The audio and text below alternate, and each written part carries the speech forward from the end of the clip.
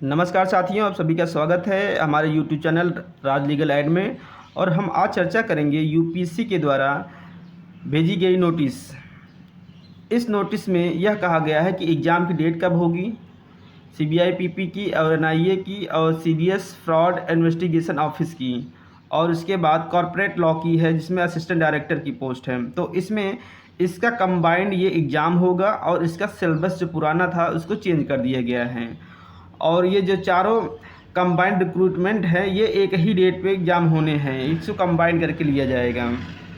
तो सबसे पहले इसमें जो देख रहे हैं इसमें 12 वैकेंसी है, ये सीरियस फ्रॉड इन्वेस्टिगेशन ऑफिस के लिए है। दूसरे वाले में है 13 वैकेंसी है जिसमें यह कॉर्पोरेट लॉ सेक्टर में असिस्टेंट डायरेक्टर के लिए पोस्ट है। फिर तीसरे वाले में यह देख सकते हैं 48 वैकेंसी है जो सीबीआई पीपी के नाम से जानी जाती है, या 48 वैकेंसी है। और चौथा है इसमें एनआईए के लिए है, इसमें देख सकते हैं कुल 23 वैकेंसी है। नेशनल इन्वेस्टिगेशन एजेंसी में पब्लिक प्रोसिक्यूटर के लिए जो वैकेंसी है उसमें कुल 23 वैकेंसी है। तो इसी का कंबाइंड पेपर दिनांक 7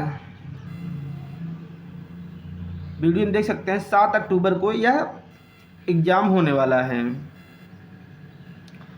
आगे देखते हैं जो सबसे खास बात है,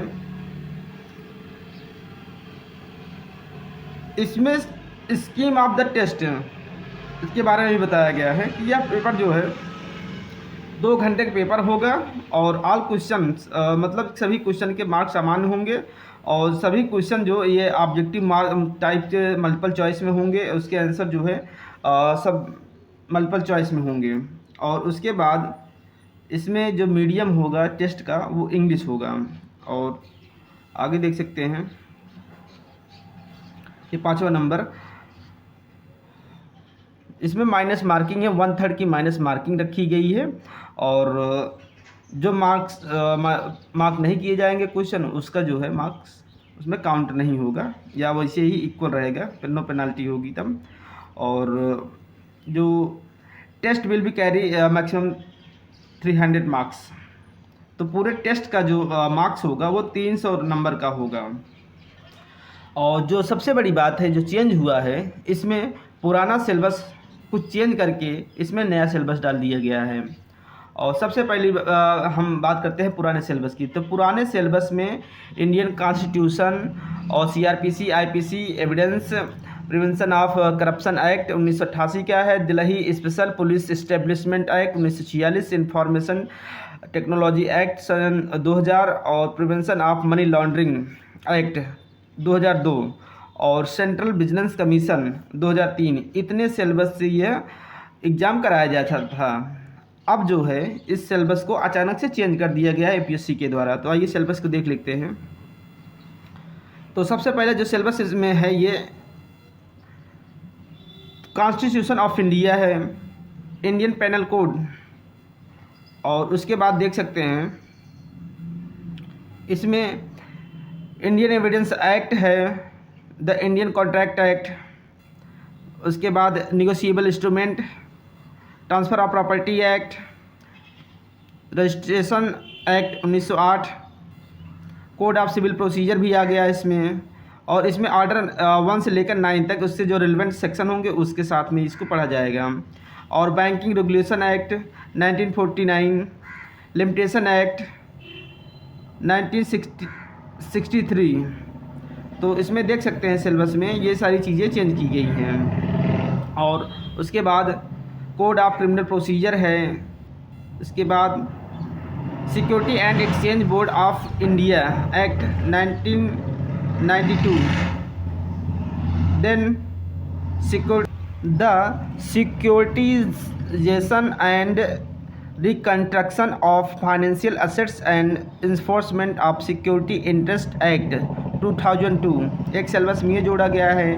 और उसके बाद prevention of money laundering act 2002, national investigation act 2008, the limited liability partnership act 2008, the companies act 2013, the insolvency and bankruptcy code 2016, ये सिलेबस कुल मिलाकर 18 सिलेबस हैं और यूपीएससी ने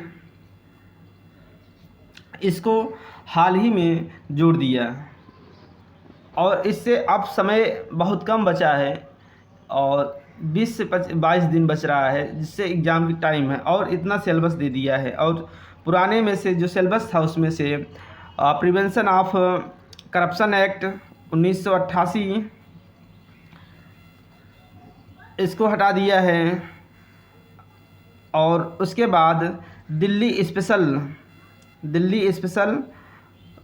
इस्टेब्लिशमेंट पुलिस एक्ट, तो इसको जो 1946 का उसको हटा दिया है। और फिर इसके बाद जो हटा है आईटी एक्ट हटा दिया गया है और उसके बाद 2003 का सीबीसी विजिलेंस कमीशन को भी हटा दिया गया है और इसमें नए सिलेबस जोड़ दिए गए हैं। तो सभी के पास बहुत सीमित समय है जिससे अपने सिलेबस को कवर कर पाएँ। तो कोशिश करें कि सिलेबस बहुत जल्दी कवर करें और एग्ज़ाम परीक्षा की दृष्टि से अपनी तैयारी को बेहतर रखें।